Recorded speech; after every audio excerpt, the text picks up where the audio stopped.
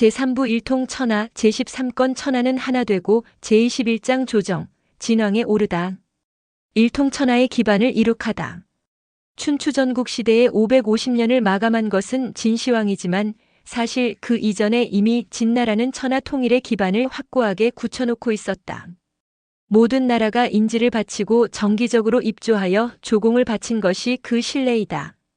이러한 기반을 이룬 것은 두말할 나위 없이 진소양왕이다. 그리고 정책 기반자이자 조력자인 승상범수다.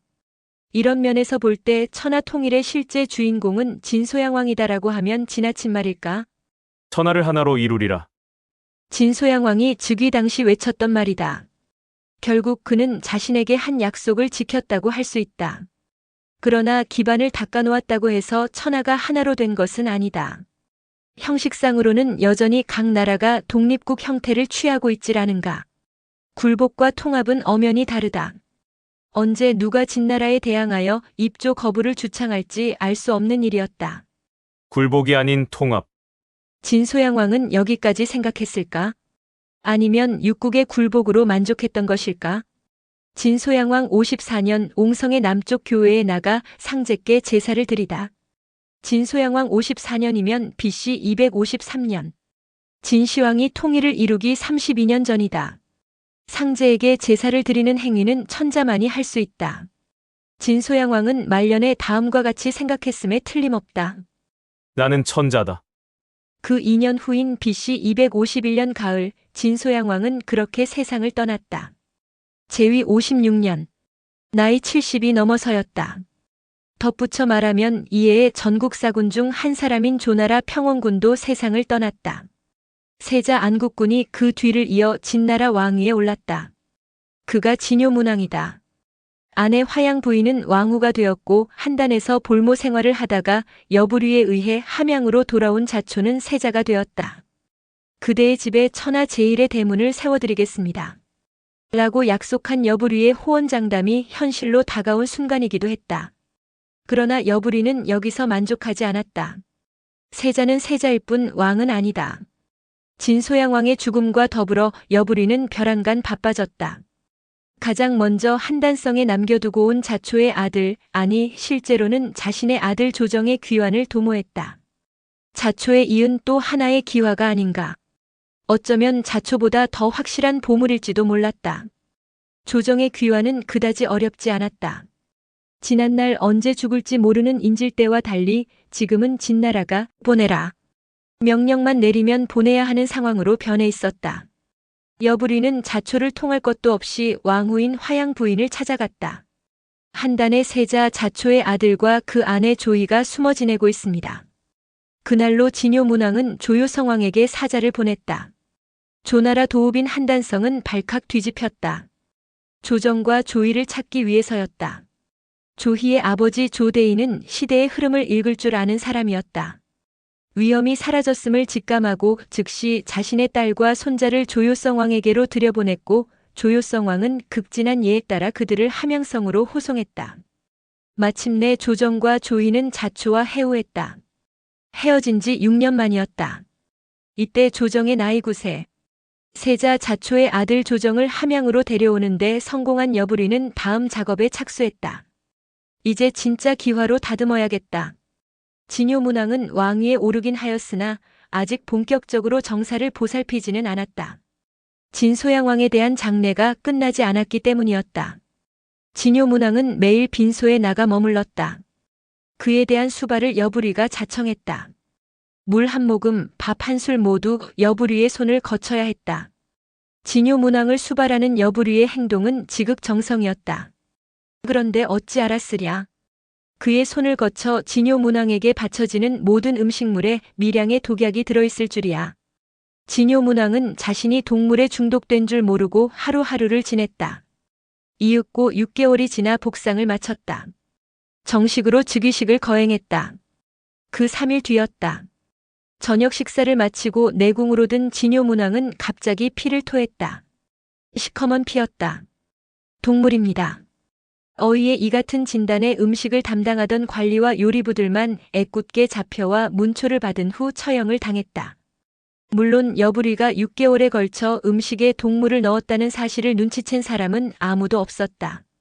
진요 문왕은 끝내 그날 밤을 넘기지 못했다. 또 국상이 났다. 어수선한 가운데 세자인 자초가 왕위에 올랐다.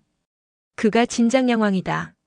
여부리가 호언한 대로 자신의 집에 천하 제1의 대문을 세우게 된 것이다. 이때의 자초의 감격은 어느 정도였을까?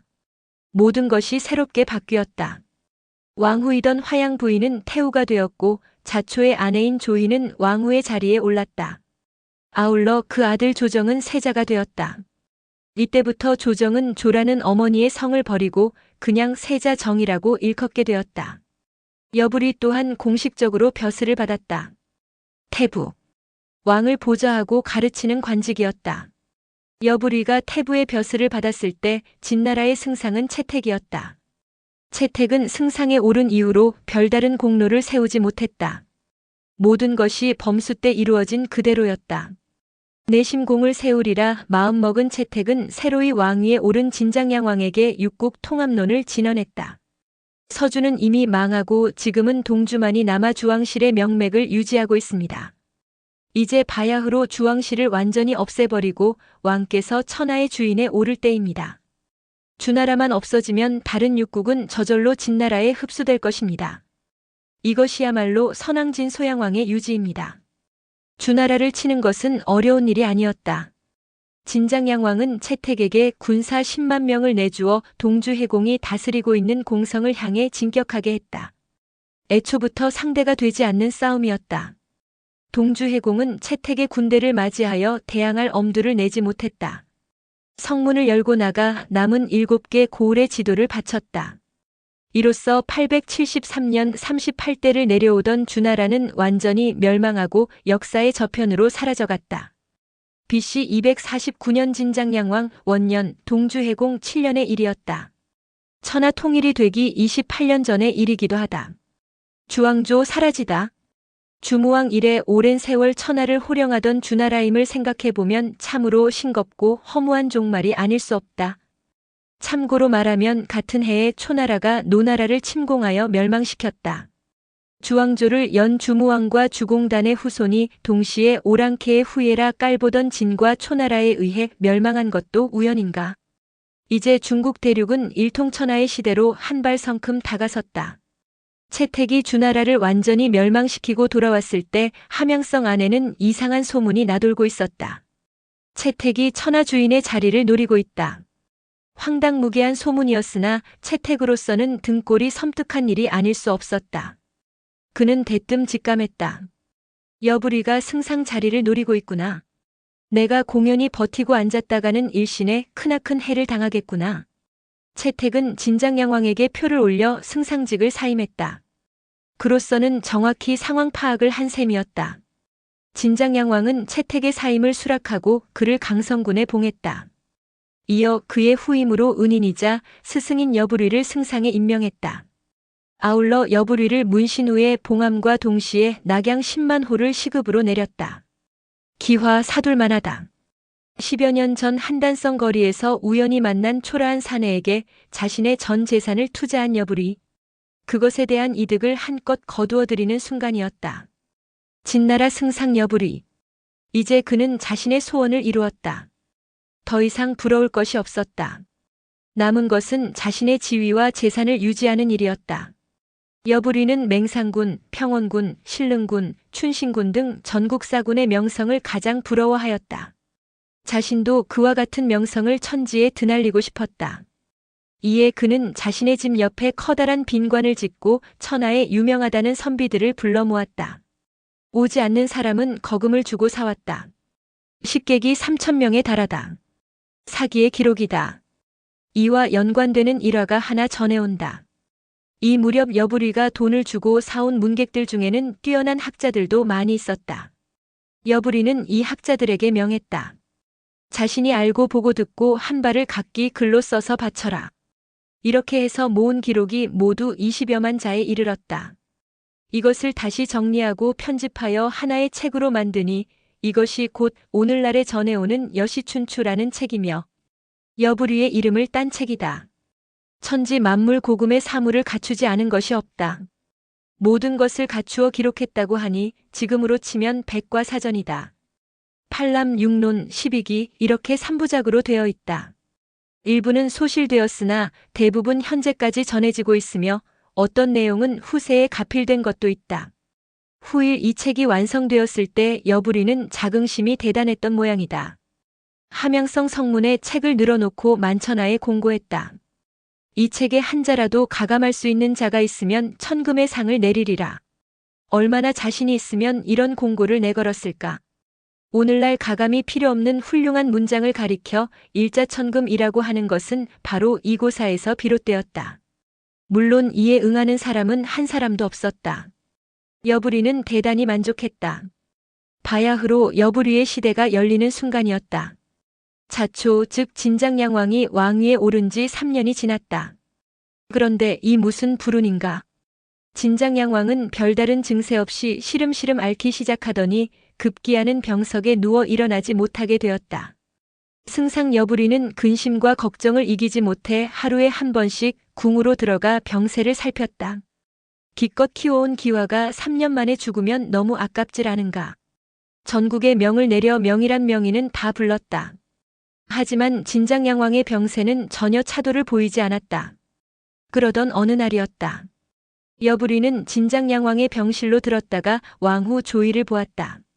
지난날 자신의 애인이자 아내였던 여인이다. 새삼스레 한단성에서의 일이 떠올랐다. 은근한 눈빛을 보내 왕후 조이를 옆방으로 불러냈다. 지낼 만하오. 승상께서는 어떠하십니까? 나는 그간 그대를 잊은 적이 한 번도 없소.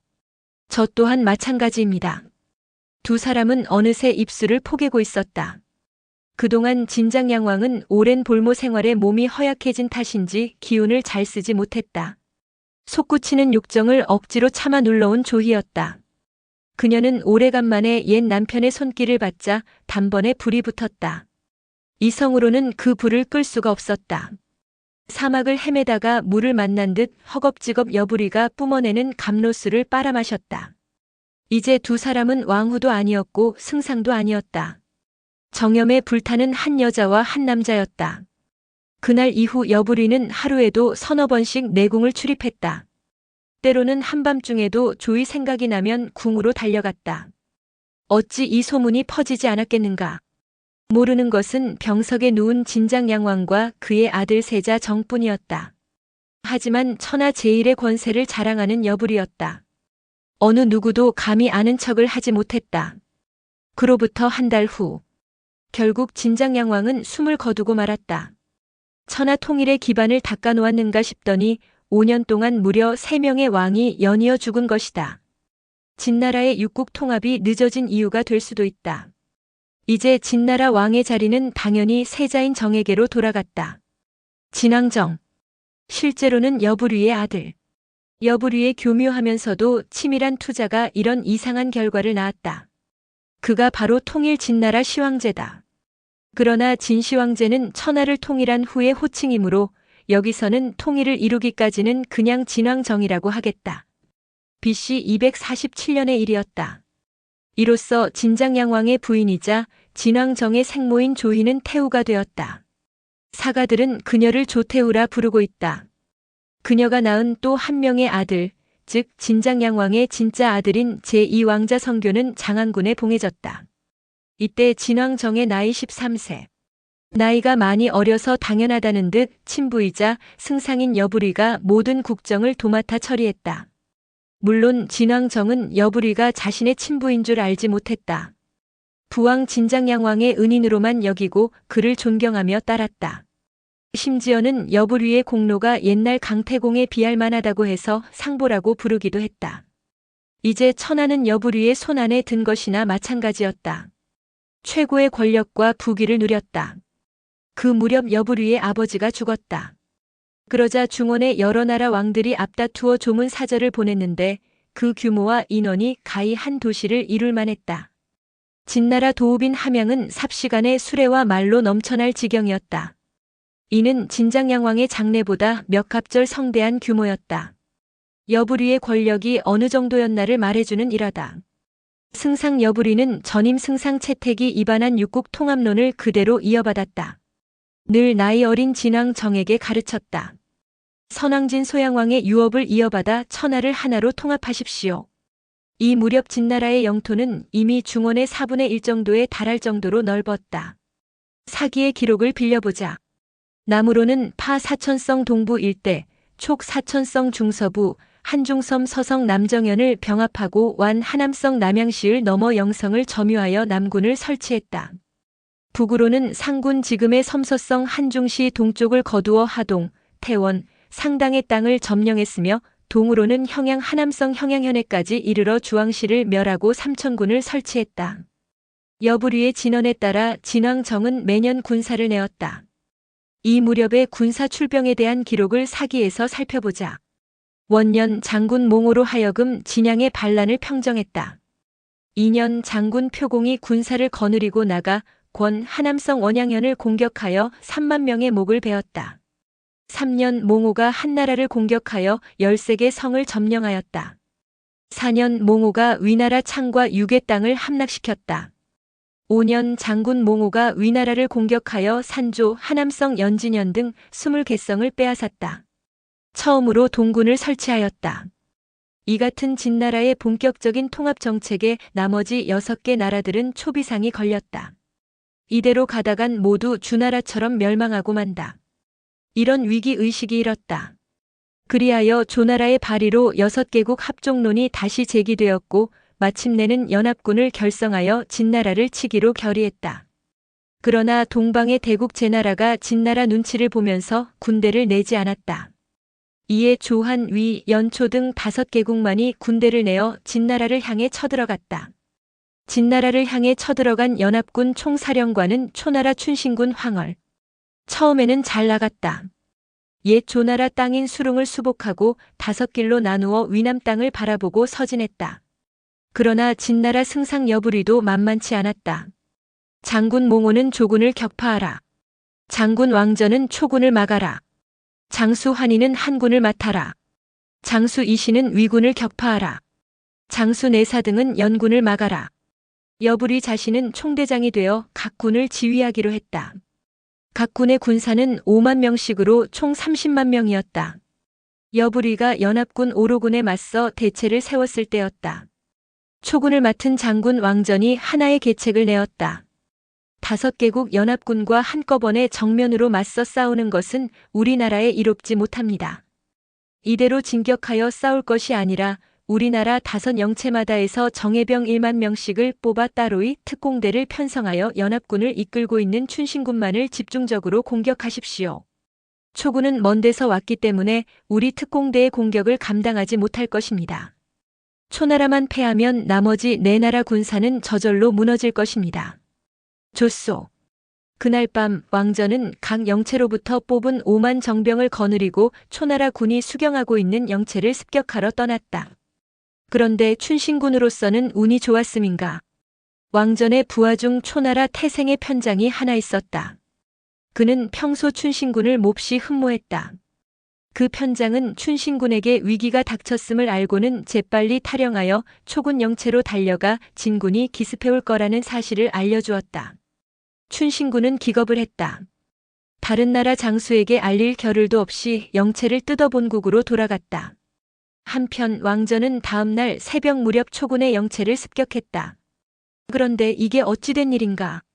초나라 군사는 간 곳 없이 사라지고 영체를 세웠던 흔적만 남아있는 것이었다. 그는 대뜸 직감했다. 누군가가 나의 계책을 춘신군에게 알려준 모양이다. 그렇지 않고서야 어찌 춘신군이 감쪽같이 피할 수 있을 것인가. 왕전은 적의 기습이 있을까 두려워 재빨리 그곳을 떠나 여부리가 있는 본체로 돌아갔다. 초나라의 갑작스런 회군으로 가장 당황한 것은 조위안연 등 나머지 4나라 연합군 장수들이었다. 이번 연합을 주도한 조나라 장군 박나는 한숨을 몰아쉬며 탄식했다. 춘신군은 허명만 높았구나. 이것으로 열국의 합종은 완전히 깨졌다. 이제 어느 나라가 감히 진나라의 강맹함을 누를 것인가. 가장 먼저 한나라가 철수했고 그 뒤를 이어 위나라, 연나라 군사도 본국으로 돌아갔다. 조나라 장수 박나는 처량하게 귀환길에 올랐다. 모처럼 재결합한 반진 5개국 연합군은 이렇듯 허무하게 깨지고 말았다. 한편 본국으로 돌아간 춘신군은 생각했다. 진나라는 필시 이번 연합을 주도한 조나라와 우리나라에 대해 보복하기 위해 군사를 낼 것이다. 이 일을 어찌 막을 것인가? 고민 끝에 그는 한 가지 계책을 떠올렸다. 초고열왕을 찾아가 아뢰었다. 지금 중원에 진나라를 이겨낼 나라는 아무도 없습니다. 만일 진나라가 대군을 이끌고 우리나라로 쳐들어오면 우리는 큰 위기에 봉착합니다. 지난날 우리 초나라가 크게 번성할 수 있었던 것은 도읍이 중원과 멀리 떨어져 있었기 때문입니다. 이제 우리가 진나라의 위협으로부터 벗어날 수 있는 길은 단 하나입니다. 그게 무엇이오? 도읍을 수춘으로 옮기십시오. 지금의 도읍인 진현은 진나라와 너무 가깝습니다. 이에 반해 수춘은 긴 회수가 앞을 막아주고 있기 때문에 진나라가 쉽게 쳐들어올 수 없습니다. 일단 진나라의 예봉을 피하고 저들이 다른 나라를 치는 동안 힘을 길러 지난날의 패권을 되찾으십시오. 어찌 보면 매우 겁쟁이 같은 소리일지도 모르겠다. 그러나 춘신군의 이 제안은 매우 현실적이면서 정확한 판단이라고 할 수 있다. 진나라는 범수의 원교 근공 정책을 그대로 이어받고 있질 않은가. 이번에 동방의 제나라가 합종해서 빠진 것도 바로 그 때문이었다. 우리 초나라가 살기 위해서는 진나라로부터 멀리 떨어지는 것이 상책이다. 이런 면에서 동남쪽 해수가에 있는 수추는 매우 적합한 도시였다. 수추는 지금의 안희성 수현. 초고열왕은 춘신군의 말뜻을 알아들었다. 곧 천도를 단행했다. 이렇게 해서 초나라는 춘추시대 때의 도읍인 영성에서부터 시작해 언영, 진현을 거쳐 4번째로 수춘의 도읍을 마련했다. 하지만 어찌 알았으랴. 이것이 마지막 도읍일 줄이야. BC 241년 진왕 정 6년 초고열왕 22년의 일이었다. 춘신군 황홀의 예측은 적중했다. 진왕 정과 승상 여부리는 초조나라가 주동이 되어 5개국 연합군을 결성하여 진나라를 공격한 것에 대해 격분하고 있었다. 보복하리라. 먼저 초나라에 대해 보복의 칼을 내리려 했다. 그런데 초나라는 재빨리 도읍을 진현에서 수춘으로 옮겨갔다. 진나라에서는 거리가 너무 멀었다. 오랫동안 나가 있게 되면 진나라와 국경을 접하고 있는 조, 위, 한나라가 무슨 짓을 할지 장담할 수 없다. 야근 놈. 여부리는 생각을 바꿔 조나라를 응징하기로 했다. 그 이듬해 장수 몽호와 장당을 불러 명했다. 군사 5만을 거느리고 가 조나라 경도를 점령하시오. 그런데 여기서 여부리는 전혀 납득할 수 없는 이상한 명을 내렸다. 후군으로 장안군과 장수 번역이는 군사 5만을 이끌고 나가 조나라를 함께 공격하시오. 장안군이라면 진왕정의 동생인 성교를 말합니다. 즉 조의 사이에 낳은 진장양왕의 진짜 아들이다. 이때가 진왕정 7년의 일이니 진왕정의 나이는 20세, 성교는 17세였다. 장안군은 나이도 어렸거니와 전투 경험이 있을 리 없었다. 그런 장안군 성교를 조나라 정벌군 대장으로 임명한 것이다. 여부리와 가까운 문객 하나가 고개를 갸웃거리며 물었다. 장안군은 너무 어립니다. 대장으로 삼기엔 적합하지 않습니다. 뿐만 아니라 함양성 사람들이 다 알 정도로 번역이는 유독 여부리를 미워했다. 상인 출신인 여부리가 교묘한 방법으로 자초에게 접근하여 진나라의 승상자리까지 오른 것에 대한 못마땅함이었다. 내 어찌 저런 자 밑에서 벼슬을 살 것인가. 술에 취하면 공공연히 떠들어댔다. 그런 번역이에게 어찌 함부로 군대를 맡기느냐는 충고였다. 그러자 여부리는 빙그레 웃으며 대답했다. 그대가 어찌 나의 마음을 알리오. 조나라 정벌군은 두 길로 나누어 함양을 출발했다. 몽호와 장당은 함곡관을 나와 상당 땅으로 들어가 지금의 하북성 일대인 경도 땅으로 향했고 장안군 성교와 번역이는 지금의 산서성 둘류현에 해당하는 둘류 땅에 이르러 영체를 세웠다. 이 무렵 조나라는 조효성 왕이 제위 21년 만에 죽고 그의 아들 조도양 왕이 왕위에 올라 있었다. 이 해는 조도양 왕 5년에 해당하는 때로 그 역시 어느 정도 진나라의 공격을 예상하고 있었다. 조도양 왕은 즉각 제상 박난을 상장군에 임명하여 진나라의 공격을 막아내라 명했다. 박나는 장수 호첩을 부장으로 삼아 군사 10만을 거느리고 한단성을 나왔다. 경도 땅 북쪽으로 요산이 있다. 그곳은 지대가 높아 진군의 영체가 있는 도산을 환히 내려다볼 수 있다. 내 마땅히 요산에 대체를 세우고 진나라 몽호를 격파하리라. 박난의 이 계책은 큰 효과를 거두었다. 진나라 장수 몽호는 경도성을 공격하기 전에 먼저 요산에 대체를 세운 조나라 대장 박난과 전투를 벌였으나 매번 패했다. 조나라 부장 호첩이 요산 꼭대기에 올라 깃발로써 대장 박난에게 진나라 군사의 움직임을 일일이 신호로 알려주었기 때문이었다. 전황이 불리함을 깨달은 몽호는 후군에 해당하는 장안군 성교에게 도움을 청했다. 속히 이곳으로 달려와 함께 경도성을 들이칩시다. 앞서 얘기했듯이 장안군 성교는 나이도 어릴 뿐 아니라 싸움에 관한 지식이 전혀 없었다. 군사에 관한 모든 것을 장수 번어기에게 맡겼다. 몽호로부터 도움 요청을 받은 장안군 성교는 번어기를 불러 물었다. 어떻게 하는 것이 좋겠소? 그런데 여기서 상황은 엉뚱한 방향으로 흘러갔다. 번어기는 눈을 가늘게 뜨고 입을 열었다. 그보다 더 중요한 일이 있습니다. 원래 번어기는 함양성을 떠나올 때부터 딴 생각을 품고 있었다. 이번 기회에 딴 핏줄인 진왕과 폐류나 여부리를 몰아내고 원래의 선왕 핏줄인 장안군을 왕으로 세워야겠다. 문제는 언제 어디서 거사를 하느냐였다. 기회를 노리는 중에 몽호로부터 도움 요청이 왔다. 번어기는 순간적으로 바로 지금이다. 라고 직감했다. 앳된 티가 나는 장안군 성교의 얼굴을 정면으로 쳐다보며 열정적인 어조로 설득하기 시작했다. 대군께서도 소문을 들어 아시겠지만 지금 왕위에 있는 정은 실은 선왕의 혈육이 아니라 여부리의 자식입니다. 선왕의 혈통을 이어받은 분은 오로지 대군뿐입니다. 그러므로 여부리는 대군을 몹시 경계하며 미워하고 있습니다. 그가 이번에 대군에게 군사를 주어 싸움터로 내몬 것도 사실은 대군을 싸움터에서 죽게 하거나 패하면 그것을 핑계로 벌을 내리려는 속셈에서입니다. 설사 이기고 돌아간다 해도 무슨 명목의 죄를 뒤집어 씌울지 모릅니다. 대군께서 돌아가시면 우리 진나라 영씨의 왕통은 영영 끊어지고 맙니다.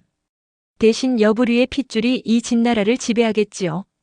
저는 이 점을 생각하면 피가 거꾸로 솟아오름을 느낍니다. 대군께서는 이를 알면서도 조나라와 싸우시겠습니까? 장안군 성교도 진왕정과 여부리에 관한 소문을 들어 알고 있었다. 사실인지 아닌지는 모르나 어쨌든 치욕적이고 부끄러운 일이었다. 번어기의 말을 들은 장안군은 자신도 모르게 얼굴이 벌겋게 달아올랐다. 나도 귀가 있는데 어찌 여부리에 관한 소문을 듣지 못했겠소? 만일 그것이 사실이라면 장군의 말대로 우리 진나라 왕통은 여씨에게로 넘어가는 것이나 마찬가지요. 하지만 내가 힘이 없는데 어쩌란 말이오. 장군에게 무슨 묘책이라도 있소? 바로 번어기가 바라던 대답이었다. 그는 기쁨을 감추지 못하며 한층 낮은 소리로 속삭였다. 마침 지금 대군에게는 5만의 군사가 있습니다. 이 기회를 놓치지 마시고 백년대계를 마련하십시오. 백년대계라면 지금 몽호는 조나라 군사 때문에 오도가도 못하는 처지에 빠져 있습니다. 반면 우리 군사는 한 명도 상하지 않았습니다. 지금이라도 각처의 경문을 돌려 여부리와 조태후와 진왕의 관계를 만천하에 폭로하여 그들을 성토하십시오. 그러면 진나라 백성들과 신하들은 여부리의 간악한 수법에 경악할 것이며 선왕의 핏줄이신 대군을 왕위에 모시고자 일제히 들고 일어날 것이 틀림없습니다. 이것이 어찌 백년대계가 아니겠습니까? 장안군 성교의 눈에 광채가 일었다.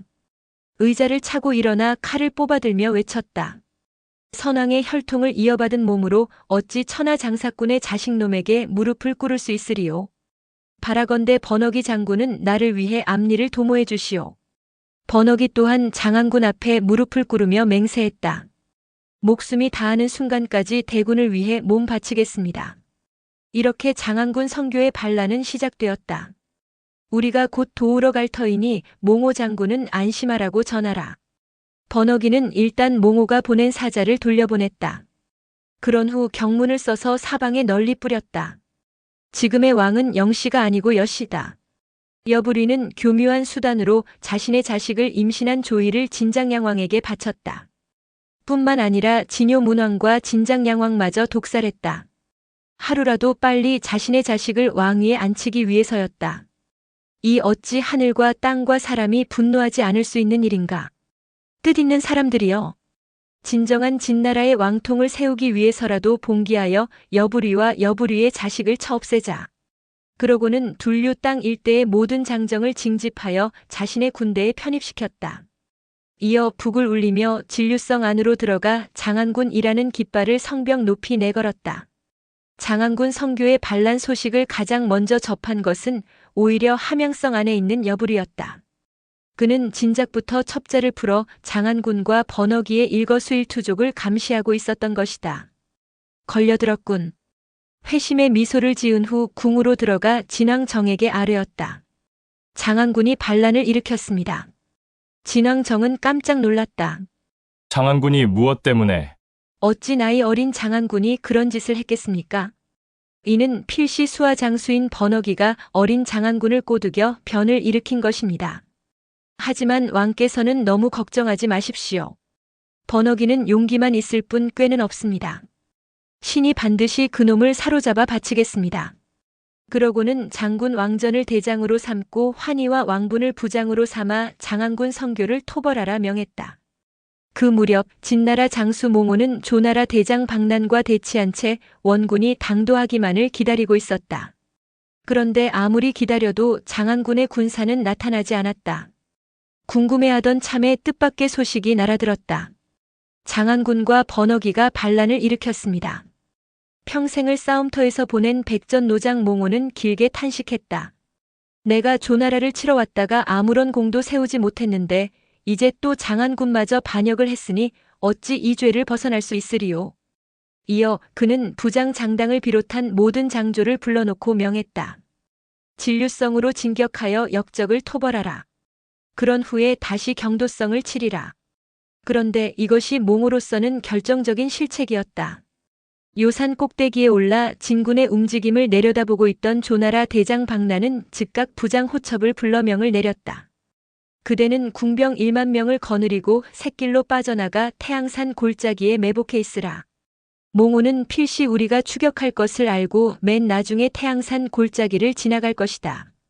제1대, 2대는 다 지나갈 때까지 내버려두고 나중에 몽호가 나타나거든 일제히 화살을 쏘아라. 호첩은 조용하면서도 신속하게 움직였다. 박난의 예상은 적중했다. 진나라 군대는 3대로 나뉘어 진류성을 향해 행군하고 있었다. 장당이 이끄는 제1대와 2대가 태양산 골짜기로 접어들었다. 길이 좁고 험했다. 그 양편 숲속에 매복해 있던 호첩은 그러나 그들을 그대로 통과시켰다. 반나절 후 제3대가 나타났다. 몽호가 직접 지휘하는 군대였다. 골짜기는 동굴처럼 어두웠고 그 사이로 가늘게 나 있는 산길을 타고 몽호가 앞장서서 지나가고 있었다. 숨을 죽인 채 기다리고 있던 호첩은 깃발을 높이 치켜들었다. 동시에 좌우 숲속에 매복해 있던 1만 명의 궁사들이 일제히 활을 쏘았다. 아, 가련하다. 몽호가 제 아무리 백전노장이라고는 하지만 어찌 소나기처럼 쏟아지는 1만 개의 화살을 피할 수 있으리요. 몽호는 수백 대의 화살을 동시에 맞고 고슴도치가 되어 그대로 말 위에서 굴러떨어졌다. 진군 대패. 장안군 성교의 반란이 낳은 예상치 못한 결과였다. 반란군 토벌군 대장 왕전은 함양성을 떠나 바람처럼 달려 장안군 성교의 거점인 둘류성을 포위했다. 성벽 위에 올라 사방을 살피던 17세 소년 장안군은 메뚜기 떼처럼 몰려드는 토벌군을 보고 크게 겁을 먹었다. 우리가 어찌 저들을 이길 것인가? 차라리 지금이라도 항복하고 용서를 비는 것이 낫지 않겠소? 번허기가 질책하듯 장안군에게 말했다. 대군께서는 이미 호랑이 등에 타신 격입니다. 이제 와서 약한 마음을 가지시면 군사들만 오히려 어지러워집니다. 제가 성문을 열고 나가 저들을 무찌를 터이니 대군께서는 마음을 굳게 먹으시고 힘차게 북을 치십시오. 다음 날 번허기는 군사 3만을 거느리고 성 밖으로 나가 왕전의 군사와 대치했다. 번허기가 말을 몰아 앞으로 내달리려는데 적의 진문이 열리며 한 장수가 앞으로 나왔다. 토벌군 대장 왕전이었다. 왕전은 진소양왕 때부터 활약해온 노련한 장수였다. 무적 군단을 자랑하던 무안군 백기의 뒤를 이은 명장이다. 반면 번호기는 이제 막 30대에 접어든 젊고 씩씩한 용장, 장래가 촉망되는 신진 세대였다. 두 장수 모두 서로를 잘 안다. 번호기는 왕전을 보자 대뜸 그가 웅변으로서 자신을 설득하려 들 것임을 알았다. 과연 그의 짐작은 맞았다. 왕전이 긴 수염을 휘날리며 번호기를 향해 외쳐댔다. 우리 진나라가 그대를 소홀히 한 적이 없는데 그대는 무슨 까닭으로 장안군을 앞세워 영모를 꾀하는 것인가? 여기서 그만두고 투항하는 것이 좋지 않겠는가? 번호기는 이미 머릿속에 대답할 말을 준비해 두고 있었다. 그는 먼저 말 위에서 왕전에게 굴레를 올려 경의를 표한 후 당당하게 소리쳤다. 장군께서는 새삼스레 무슨 말씀을 하십니까? 지금 우리나라 왕인 정이 선왕의 아들이 아닌 여부류의 자식인 것을 모르는 사람은 아무도 없습니다. 하늘도 알고 땅도 알고 백성도 아는 사실을 장군만이 모르신다는 말씀입니까? 장군도 저도 대대로 진나라의 국운을 받아왔습니다. 우리나라 영시의 왕통이 천한 신분의 상인 놈 손에 의해 끊어질 판인데 장군은 오히려 저를 보고 영모 운운하시는 것입니까? 영모의 주범은 바로 여부류입니다. 이에 소장은 선왕의 유일한 혈육이신 장안군을 받들어 위기에 처한 이 나라 종묘사직을 구하리라 마음먹은 것입니다. 장군께서도 조금이라도 이 나라 은혜를 받으셨다면 장안군을 모시고 함양으로 쳐들어가 음탕하고 교활한 여부류를 쳐 죽여야 할 것입니다. 번호기의 위풍당당하고 논리정연한 언변에 왕전은 할 말을 잃었다. 안색이 돌변했다. 그러나 그는 역시 노련했다. 감정을 추스리고 다시 응수했다. 그대는 열린 입이라고 함부로 짓거리지 말라. 태후께서는 분명 10달 만에 왕을 낳으셨다. 이것 하나만 보아도 우리 왕은 선왕의 혈통임이 분명하다. 그런데 그대는 어째서 근거 없는 말에 현혹되어 만세의 대역죄의 오명을 남기려 하는 것이냐? 지금이라도 늦지 않았다. 어서 말에서 내려 항복하라. 그것만이 그대가 살고 장안군이 살 길이다. 번호기는 더 이상 대꾸하지 않았다. 공연히 말싸움에 휘말렸다가 잘못하면 군사들의 사기만 떨어뜨릴 것이 분명했기 때문이었다. 칼을 빼어들고 말의 배를 찼다. 순간 번호기의 말은 쏜살같이 왕전을 향해 달려갔다. 과연 번호기는 용맹스러웠다. 번호기의 거침없는 돌진에 토벌군은 기가 질렸다. 감히 맞서 싸울 생각을 못하고 좌우로 몸을 피했다. 번호기는 하늘에서 내려온 신장처럼 좌충우돌하며 자유자재로 칼을 휘둘렀다. 때를 맞추어 진류성 위에 있던 장안군 성교가 힘껏 북을 두드렸다. 장안군의 군사들은 함성을 내지르며 번호기의 뒤를 따랐다. 첫 전투가 시작되었다. 혼전이었다. 양군의 전력은 비슷했다. 사기는 반란군이 높았으나 군사수는 토벌군이 많았다. 번호기의 용맹스러움에 밀려 별다른 성과를 내지 못한 왕전은 날이 저물자 금을 쳐 군사들을 거두어 산계산 형체로 돌아갔다. 그날 밤 왕전은 곰곰이 생각했다. 번호기는 범처럼 사납고 용맹한 장수다. 정면으로 싸워서는 이기기가 쉽지 않다. 꾀로서 굴복시키는 것이 더 수월하겠다. 이내 한 계책을 생각해내고 모든 수하 장수를 자신의 군막으로 불러들였다. 그대들 중에 장안군과 친한 사람이 있소. 편장급 중에 양단화라는 장수가 있었다. 그는 둘류 태생이었다. 그가 앞으로 나서며 말했다. 소장이 한때 장안군의 문객 노릇을 한 적이 있습니다. 좋다. 내가 서신 한 통을 써줄 터이니 그대는 장안군에게 그것을 전하고 속히 귀순하라 타이르시오. 서신을 전하는 것은 어렵지 않으나 문제는 어떻게 둘류성 안으로 들어가느냐입니다. 그것은 간단하오. 내일 내가 다시 한번 번호기와 교전할 터이니 그때 그대는 적군으로 가장하여 그들 속에 휩쓸렸다가 저들과 함께 둘류성 안으로 들어가시오. 그러고는 양단화를 가까이 불러 귓속말로 무엇인가를 지시했다. 다음 날 왕전과 번호기 사이에 또 한 차례 전투가 벌어졌다. 왕전은 적당히 싸우다가 밀리는 척 심리 밖으로 물러났다. 번호기 역시 복병을 염려하여 왕전의 뒤를 쫓지 않고 군사를 거두어 둘류성으로 돌아갔다. 그 틈을 놓치지 않고 양단화가 번호기의 군사로 가장하여 둘류성 안으로 들어갔다. 그는 둘류성 태생이었기 때문에 쉽게 친척집에 몸을 숨길 수 있었다. 그 무렵 함양의 진왕정은 뒤늦게 번호기가 작성하여 뿌린 경문을 읽고 있었다. 지금의 왕은 영씨가 아니고 여씨다. 이런 내용의 글을 본 순간 진왕정은 피가 머리 끝까지 끓어오르는 분노를 느꼈다. 자신으로서는 처음 듣는 말이었다. 사실이오. 여부리를 내려다보는 그의 눈빛은 여느 때와 달리 섬뜩했다. 여부리는 자신도 모르게 등골이 서늘해졌다. 왕께서는 번호기의 말을 믿으십니까? 왕의 모친이신 태우께서는 분명 선왕에게 시집간 지 10달 만에 왕을 낳으셨습니다. 번호기, 이놈. 내가 이 자의 목을 직접 베리라. 승상은 왕전에게 사람을 보내 번호기를 죽이지 말고 산채로 잡아오라 이르시오. 내 글을 친히 문초한 후 목을 베겠소. 양단화가 둘류성 안으로 무사히 잠입한 것을 확인한 왕전은 그날부터 진류성 공격을 중지했다. 대신 환희와 왕분을 불러 지시했다. 장수 환희는 장자성을 공격하시오. 장수 왕분은 호관성을 점령하시오. 장자성과 호관성은 모두 둘류 땅에 속한 고을로 둘류성과는 품자 형태를 이루고 있었다. 장안군이 반란을 일으키면서 자연 그의 지배하에 들게 되었다.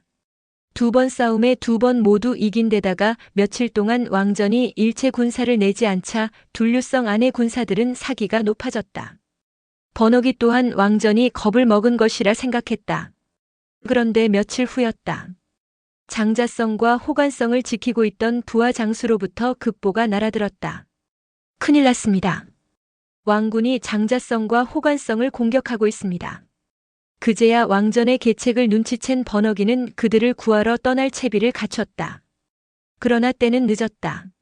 장자성 함락, 호관성 함락. 이 소식에 가장 놀란 것은 나이 어린 장안군 성교였다. 성교는 얼굴빛이 하얗게 질린 채 몸을 벌벌 떨었다.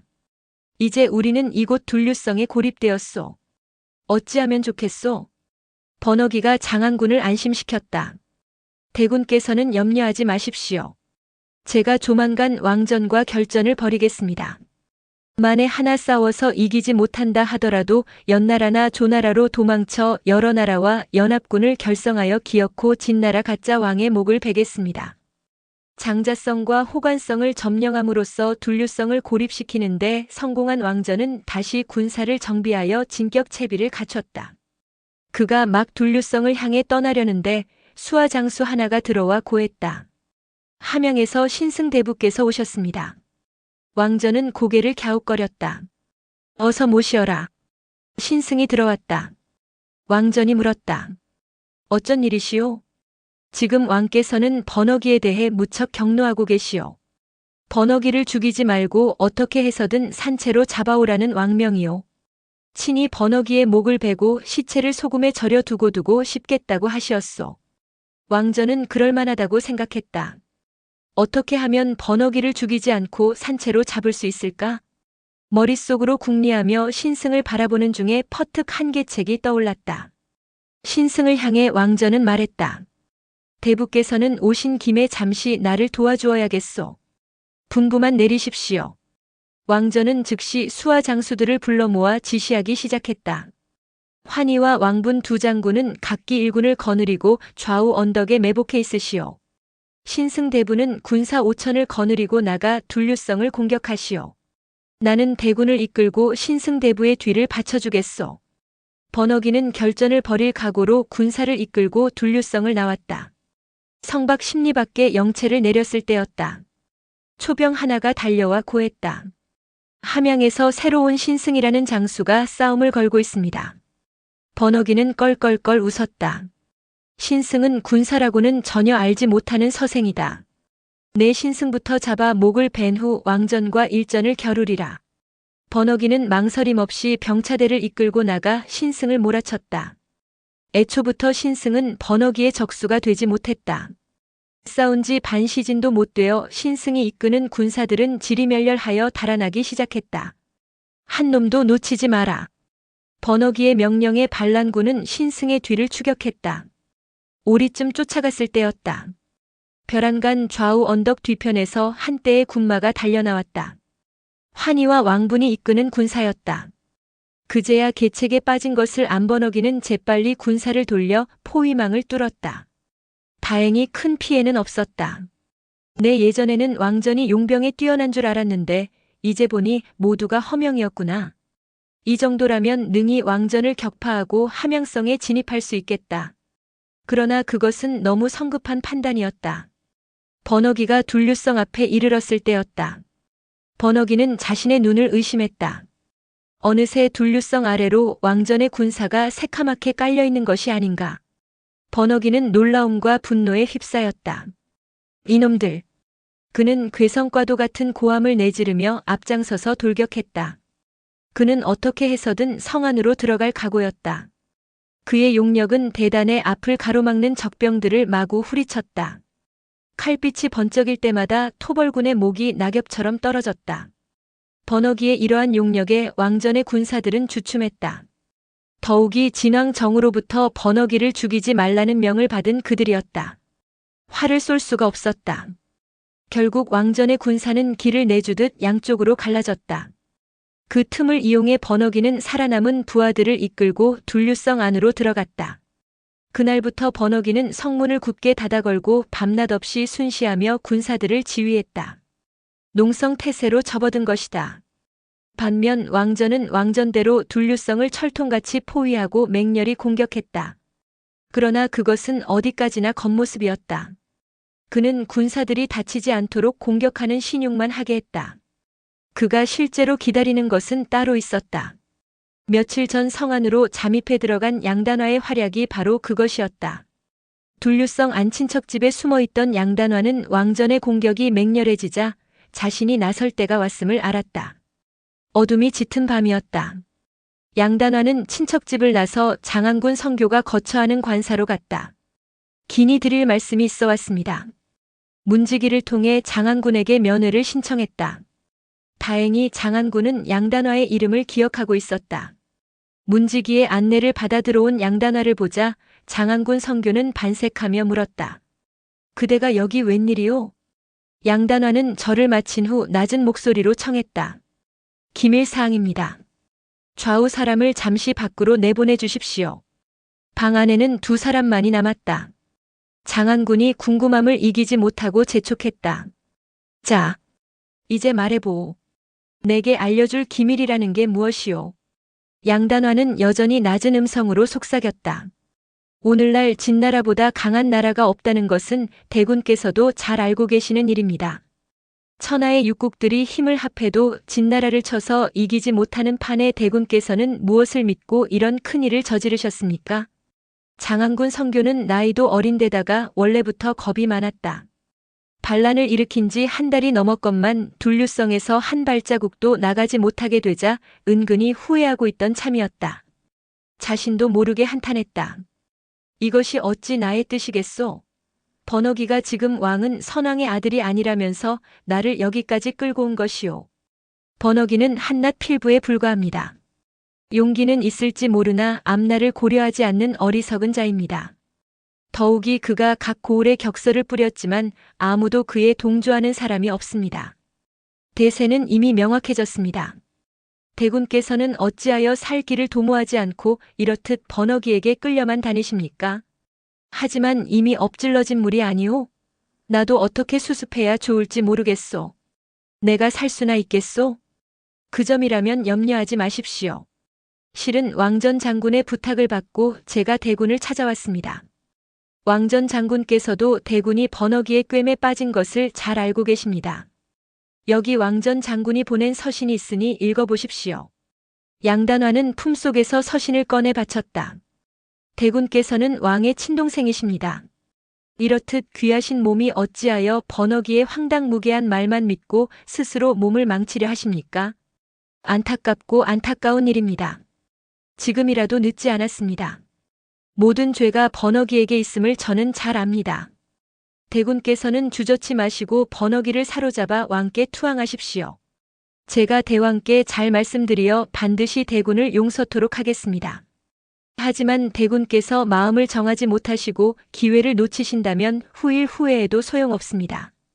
글을 읽은 장안군 성교는 눈물을 흘리며 말했다. 번역이는 나를 위해 모든 것을 버린 사람이요. 내 어찌 그를 잡아 왕께 바칠 수 있소? 그를 살려준다면 내가 한번 설득해보겠소. 양단화는 장안군의 마음이 여려 쉽게 결단을 내리지 못할 것임을 알고 일단 한 걸음 뒤로 물러났다. 모든 것은 대군께서 판단하실 일입니다. 제가 다시 대군을 찾아뵐 터이니 그때까지 잘 생각해 보십시오. 아울러 지금 나눈 대화는 누구에게도 비밀로 해야 합니다. 그 점은 염려하지 마오. 양단화는 소리 없이 사라졌다. 다음 날이었다. 번역이는 왕전을 쉽게 격퇴시킬 수 없음을 직감하고 탈출을 결심했다. 장안군 성교를 찾아가 청했다. 적군의 형세는 크고 성안의 민심은 점점 어지러워갑니다. 이대로 가다가는 언제 함몰당할지 모릅니다. 일단 연나라로 몸을 피했다가 후위를 도모하는 것이 낫겠습니다. 제가 적의 포위를 뚫을 터이니 대군께서는 지금 곧 탈출 준비를 하십시오. 그러나 장안군은 쉽게 마음의 결단을 내리지 못했다. 연나라가 나를 받아줄까? 그 점은 염려하지 마십시오. 소장이 책임지고 대군을 지켜드리겠습니다. 일단 오늘 하루 더 생각해보고 내일 답을 주겠소. 시간이 없습니다. 때를 놓치면 달아나고 싶어도 달아날 수가 없습니다. 번역이가 안타까워하는 중에 성문을 지키던 장수가 달려와 보고했다.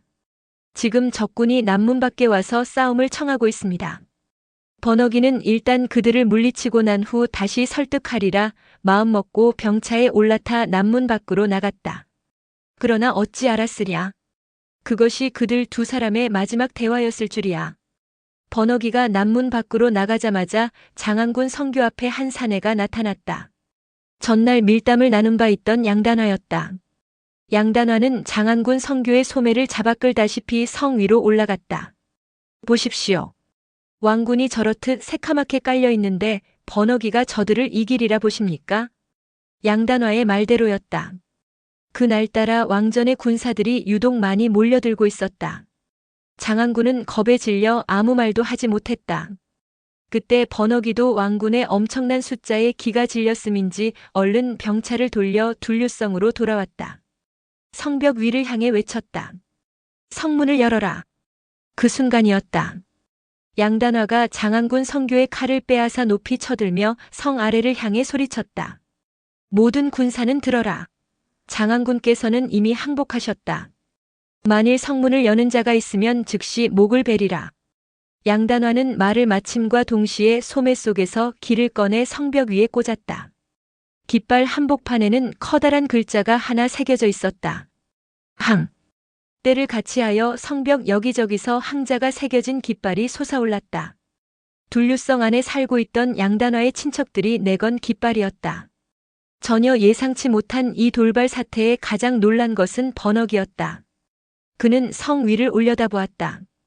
장안군 성교 역시 어쩔 줄 모르다가 급기야 두 손으로 얼굴을 감싸고 흐느끼기 시작했다. 번역이는 분통이 터져 자신도 모르게 욕설을 퍼부었다. 저렇게 못난 놈을 위해 내가 지금까지 싸우다니. 더 이상 저런 자를 도울 필요가 없다. 그때 이미 왕전의 군사들이 겹겹이 번역이를 에워싸고 있었다. 하지만 그들은 번역이를 사로잡으라는 진왕 정의 명 때문에 화를 쏘지는 않았다. 이것이 번역이로서는 행운이었다. 비켜라.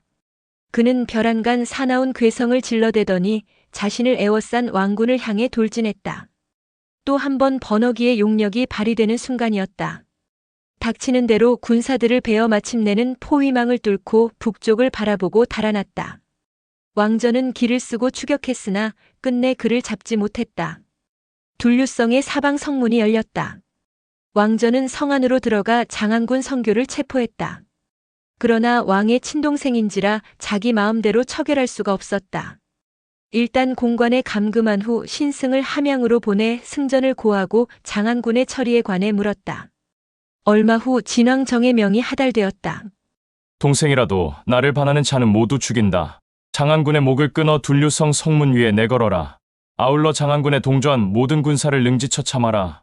반란군을 따른 둘류 땅 백성들을 모조리 임조로 추방하라. 장안군은 물론 그 군사들과 백성들에게까지 혹독한 형벌을 내린 것이었다. 임조는 감숙성 북단에 위치한 황무지. 진왕정의 분노가 얼마나 극에 달했는지를 알 수 있는 명령이었다. 이어 달아난 번어기에 대한 명도 시달되었다. 누구든 번어기를 잡아 바치는 자에게는 5개의 성을 상으로 내리리라. 장안군 성교는 자신을 죽이라는 왕명이 떨어졌음을 알고 절망하여 큰 소리로 울음을 터뜨렸다. 왕전이 그 앞에 섰다. 차마 칼로 목을 벨 수가 없었다. 자결하시오. 장안군은 눈물을 씻으며 자리에서 일어났다. 허리띠를 풀러 대들보에 건 후 목을 맸다. 군졸 하나가 발을 받치고 있는 의자를 걷어찼다. 장안군의 몸은 길게 늘어졌다. 다음 날 왕전은 진왕정의 명에 따라 장안군의 목을 끊어 둘류성 성문 꼭대기에 높게 내걸었다. 아울러 포로로 잡은 장안군의 군사들을 모조리 도륙했으며 둘류성 백성들은 임조로 강제 이주시켰다. 이로써 둘류성 안은 텅 비게 되었고 썩은 시체만 거리에 산처럼 쌓였다. 그 냄새가 어찌나 심했던지 한동안 둘류성에는 아무도 살지 않았다. BC 240년 진왕 정 7년의 일이었다. 생각해보면 장안군 성교의 반란 사건은 천하통일을 앞둔 시점에서 크게 2가지 의미를 지닌다고 볼 수 있다. 첫 번째로는 장차 일어날 수 있는 정치적 불안 요인의 제거이다. 당시 진나라는 정치 형태상 모든 권력이 왕과 승상에게 집중되어 있었다. 즉 진왕 정과 여불위에 의해 독점되어 있는 것이었다. 더욱이 여불위는 모든 사람이 깔보는 상인 출신이었다. 그런 그가 무소불위의 권력을 장악했으니 반발 세력이 없을 리 없다. 그것을 불안하게 여긴 여불위는 일부러 반발 세력을 끄집어내어 일찌감치 제거해버렸다. 통일 후에는 늦다. 육국 통합 전에 이들을 제거해야 하지 않을까?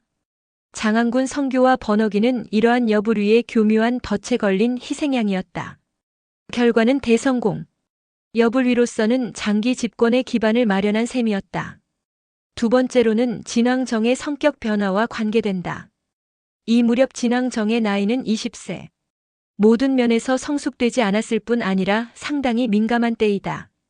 그는 여불위와 자신과의 관계, 그리고 여불위와 생모 조태후와의 관계 등에 대해 전혀 알지 못하고 있었다. 그런데 느닷없이 장안군 성교와 번어기가 반란을 일으켰다. 지금의 왕은 영씨가 아니라 여씨다. 이것은 사실 여부를 떠나 그에게 엄청난 충격을 안겨주었다. 진왕정이 유독 장안군 성교와 번어기에 대해 분노와 증오심을 품은 것은 바로 이러한 심리적 충격에서라고 할 수 있다. 물론 진왕정은 번어기의 경문 내용을 믿지는 않았다. 믿었다면 여불위를 때려 죽였을 것이다. 하지만 그 경문 내용은 진왕정의 마음 한구석에 의심의 씨앗을 뿌려준 것만은 틀림없다. 그럴 리가 없다.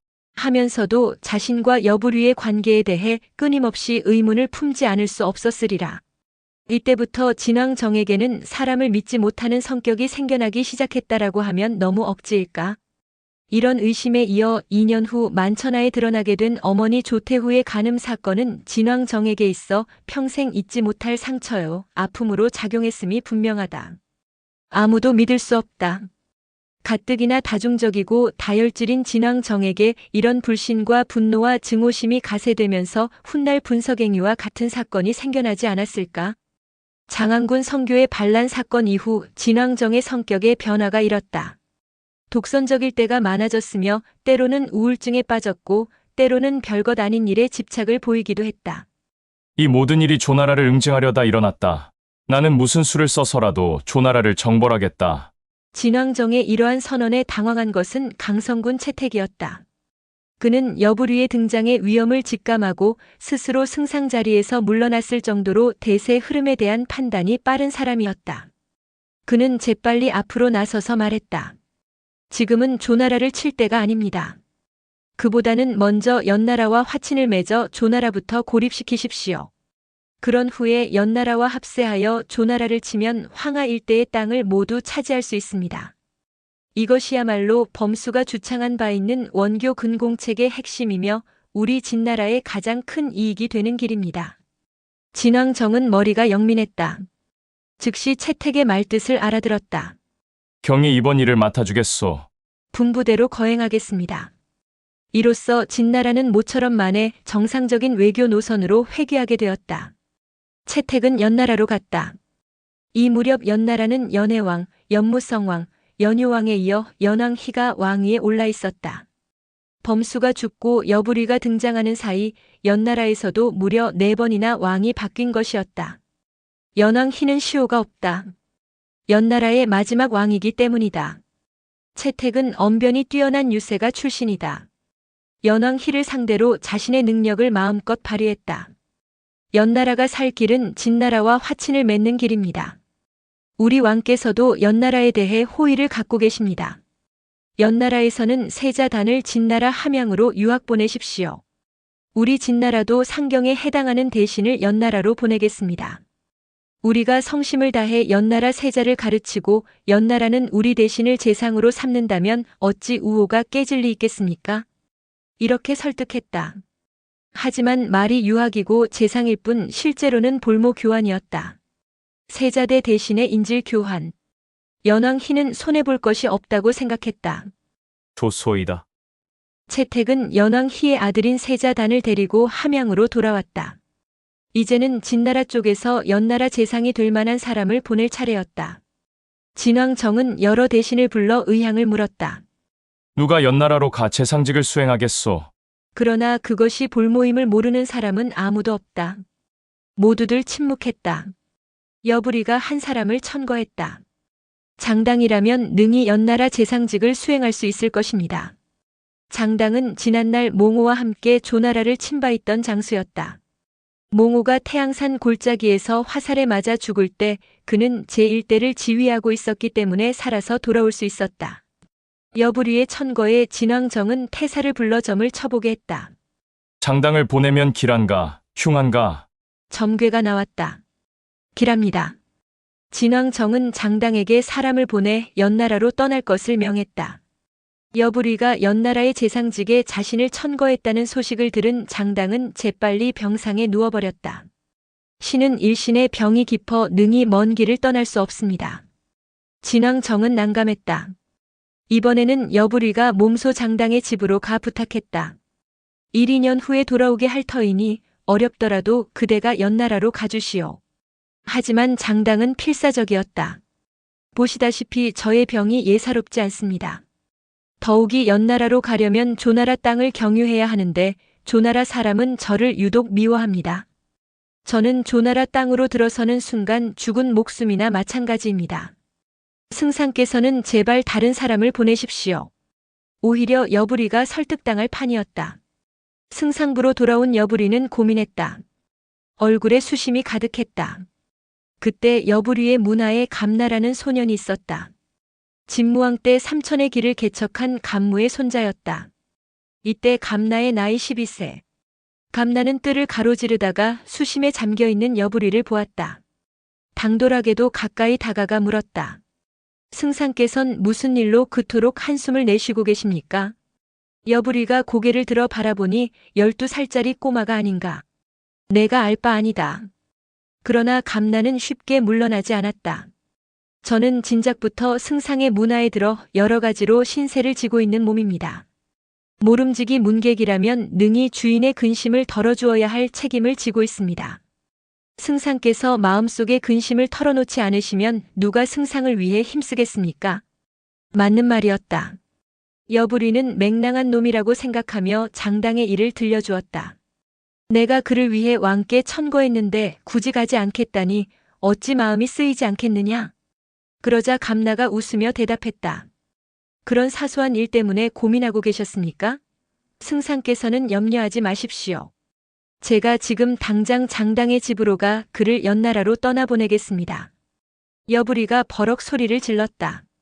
이놈 함부로 입을 놀리지 말고 썩 물러가라. 너같이 어린 놈이 무엇을 안다고 함부로 끼어드는 것이냐? 그러자 감나가 눈을 똑바로 뜨고 대답했다. 승상께서는 제가 어리다고 깔보시는 겁니까? 옛날 항탁이라는 아이는 7살 때 공자의 스승 노릇을 했다고 합니다. 저는 12살입니다. 항탁보다 무려 5살이나 많은데 어찌 어리다고 말씀하십니까? 제가 만일 장당을 연나라로 보내면 그때는 어찌하시렵니까? 그 말에 여부리는 퍼뜩 정신이 들었다. 예사롭지 않은 아이다. 내 말이 옳다. 내가 장당을 연나라로 보낼 수만 있다면 내 너를 높은 자리에 천거하리라. 승상부를 나온 감나는 그 길로 장당의 집으로 갔다. 장당이 여부류의 문객이 찾아왔다는 말에 들어오게 하여 만나보니 12살짜리 소년이 아닌가. 의외라는 표정으로 물었다. 어린 그대가 무슨 일인가? 그런데 감나의 입에서 튀어나온 말이 더 뜻밖이었다. 저는 장군을 조상하기 위해 왔습니다. 내가 다소 몸이 아프긴 하지만 아직 죽지는 않았는데 벼랑간 웬 조상이냐? 저는 장차의 일을 말하는 것입니다. 장차라니. 장군께 묻겠습니다. 장군의 공로는 지난날 무안군 백기가 세운 공로와 비교하면 어떻습니까? 내 어찌 무안군 백기의 공로에 비할 수 있겠는가? 백기 장군이 보름달이라면 나는 반딧불이다.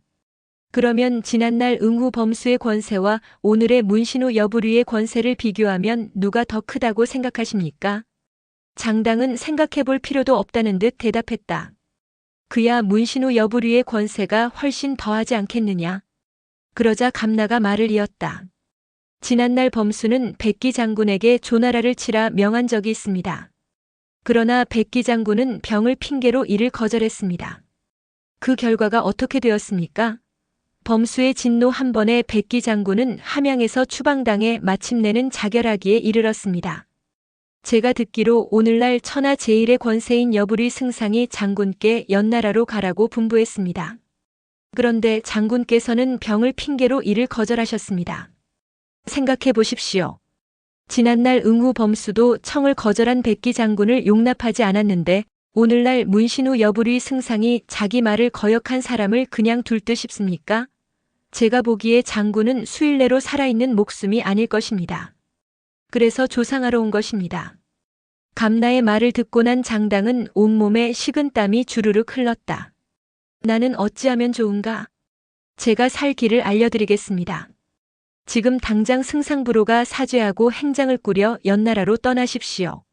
그러면 여부리 승상께서도 장군을 용서하실 것입니다. 조나라는 나를 몹시 미워한다. 조나라 땅으로 들어가는 순간 나는 붙잡혀 죽을 터인데 그 일은 어찌하면 좋겠는가? 제가 장군을 위해 조나라로가 조치를 취해 놓겠습니다. 일이 잘 되면 장군은 연나라로 가지 않을 수도 있습니다. 그렇게만 되게 해준다면 내 그대를 평생 은인으로 생각하리라. 장당은 자신도 모르게 12살짜리 감나에게 고개까지 숙였다.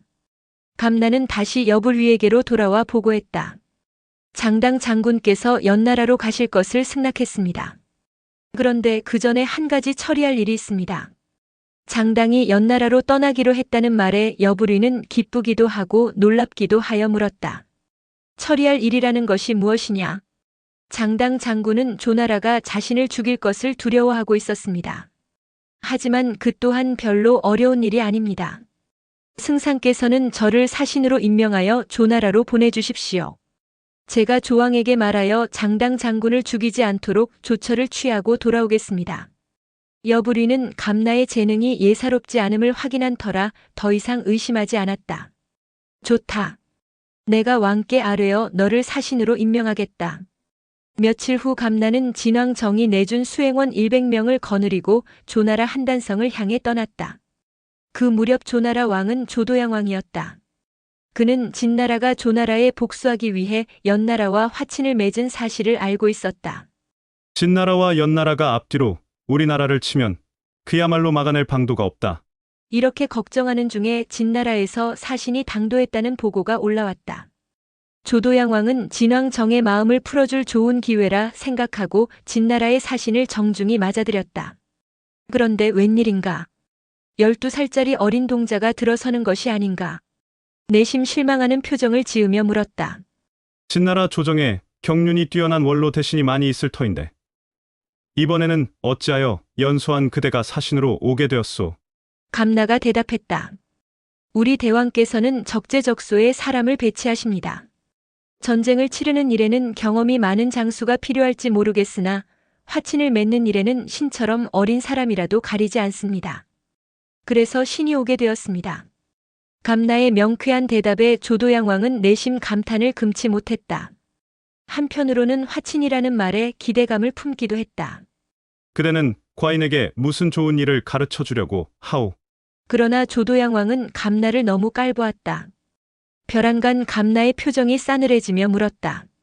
왕께서는 지금 연나라의 세자단이 우리나라에 인질로 와 있는 것을 아십니까? 알고 있소. 그렇다면 우리나라 대신이 연나라의 재상이 되었다는 것도 알고 계시겠군요. 그것도 알고 있소. 잘 알고 계시니 긴 설명은 드리지 않겠습니다. 우리나라와 연나라가 서로 인질을 교환하기로 한 것은 속임수를 쓰지 않겠다는 신의 표시입니다. 이렇듯 신으로서 진나라와 연나라가 결속하면 위태로워지는 것은 어느 나라라고 생각하십니까? 바로 조나라입니다. 조도양 왕은 짐짓 물었다. 어째서 그렇소? 진나라와 연나라가 친교한 이유는 힘을 합해 조나라의 황하 일대 땅을 치기 위해서입니다.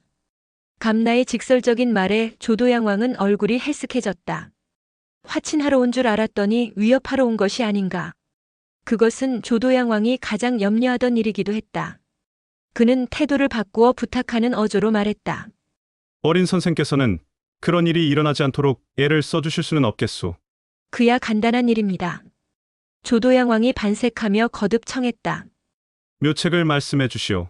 왕께서는 지금 곧 연나라와의 관계를 끊고 진나라와 우호를 맺으십시오. 지금 우리나라 대왕께서는 황하 일대의 땅을 바라고 계십니다. 이 땅에 성 5개를 넘겨주시기만 하면 우리 대왕께서도 굳이 멀리 있는 연나라와 우호를 맺을 까닭이 없습니다. 이렇게만 되면 조나라는 마음 놓고 약한 연나라를 쳐 땅을 빼앗을 수 있으며 나아가서는 진나라와 힘을 합해 천하를 함께 다스릴 수 있을 것입니다. 이것이 바로 강한 나라와 가까이 하고 약한 나라를 공격한다는 계책입니다. 감나의 말에 조도양 왕의 표정은 환하게 밝아졌다. 친히 자리에서 일어나 감나의 손을 잡으며 말했다. 어린 선생의 계책에 따르겠소. 이리하여 12살 소년 감나는 황금 100일과 황하 일대 5성의 지도를 가지고 함양으로 돌아왔다. 진왕 정과 여부류의 기쁨은 이루 헤아릴 수 없이 컸다. 군사 하나 쓰지 않고 황하 일대의 땅을 얻었으니 어느 누가 감나의 지혜를 따르겠는가. 굳이 장당을 연나라로 보낼 필요도 없다. 그러고는 감나에게 상경벼슬을 내려주었다. 이 소식을 듣고 가장 기뻐한 사람이 장당임은 두말할 나위도 없다. 그는 직접 감나를 찾아가 허리 숙여 감사했다. 오늘날도 중국에는 이런 말이 전해온다. 옛날 감나는 12살에 승상에 올랐다. 이것은 바로 이때의 일을 두고 한 말이다. 그러나 실제로 사서의 기록은 다르다. 감나에 대한 기록이 보이질 않는 것이다. 다만 이 무렵을 전후로 조나라가 연나라 땅을 공격하여 이양성을 탈취하고 그 틈을 이용해 진나라가 조나라 업땅을 빼앗았다는 기록만 보일 뿐이다. 열국지의 저자는 감나에 대한 민간 설화를 이 이야기 속에 끼워 넣은 것이 분명하다. 감나에 대한 뒷이야기. 함양성에 볼모로 와 있던 연나라의 세자단은 진나라가 연나라를 배신하고 조나라와 화친을 맺었다는 소식에 눈앞이 캄캄해졌다.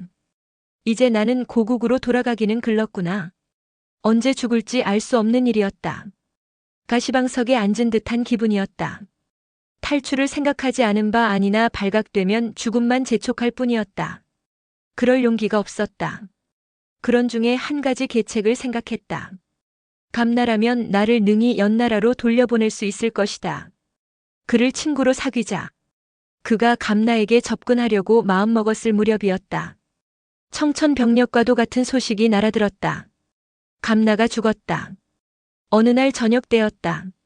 밥을 먹고 나서 감나는 밀려오는 졸음을 이기지 못해 일찍 침상에 누웠다. 꿈을 꾸었다. 붉은색 옷을 입은 관리 하나가 천부를 내밀며 말했다. 나는 옥황상제의 명을 받고 너를 데리러 왔다. 다음 날 아침 감나는 눈을 뜨지 않았다. 잠을 자다 그대로 죽은 것이다. 감나의 죽음 소식을 들은 사람들은 한결같이 애석해했다. 재능이 특출나면 오래 살지 못한다. 무엇보다도 가장 안타까워한 사람은 연나라 세자단이었다. 결국 그는 함양성에서 인질 생활을 하며 세월을 보내는 수밖에 없었다.